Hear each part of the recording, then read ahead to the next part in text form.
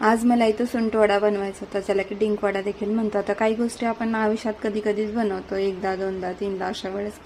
तर मी देखील सुंठवडा हे पहिल्या दुसऱ्यांदा बनवत आहे. तसं तर मी श्रीकृष्णाच्या जयंतीला प्रसादासाठी बनवतच असते, पण असं कधी बनवण्यात नाही आलं. एकदा बनवला होता जेव्हा की देऊच्या टायमाला डिलिव्हरी झाली होती, त्यावेळेस पहिल्यांदा मी सुंठवडा बनवला होता, जे की माझ्यासाठी बनवला होता.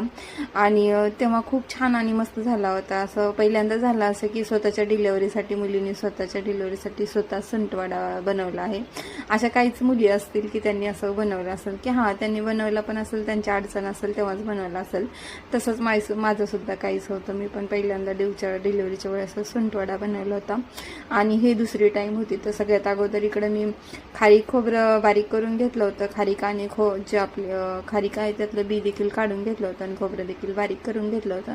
त्याच्यानंतर तुपामध्ये इथं मी डिंक तळत होते. डिंक असं मस्त तळू द्यायचं जेणेकरून त्याच्यामध्ये खडे वगैरे राहणार नाही. तुम्ही बघू शकता किती मस्त असा डिंक तळला होता. त्याच्यानंतर मी इथं बदाम देखील घेतले होते. तर अर्धा किलो खारीक, अर्धा किलो खोबरं आणि पाव किलो बदाम आणि पाव किलो काजू इथं मी घेतले होते.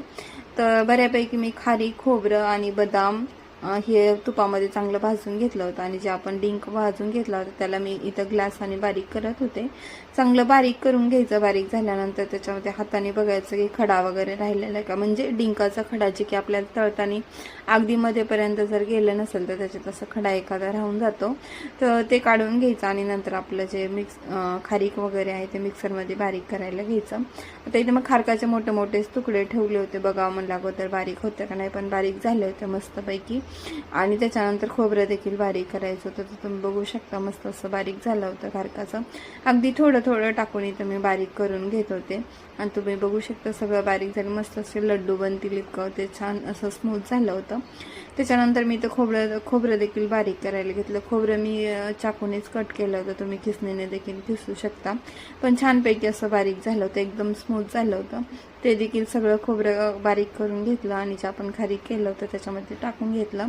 आता हे सगळं मिक्स करून घ्यायचं. शेवटी मी काय केलं, आपलं जे सुंठवडा आहे त्याच्यासाठी सुंठ आणि साखर आणि 1-2 विलायचीचे बोंड टाकले आणि साखरेमध्ये सुंठ सगळी बारीक करून घेतली आणि जे आपण सगळं बारीक केलं होतं त्याच्यामध्ये टाकून घेतलं.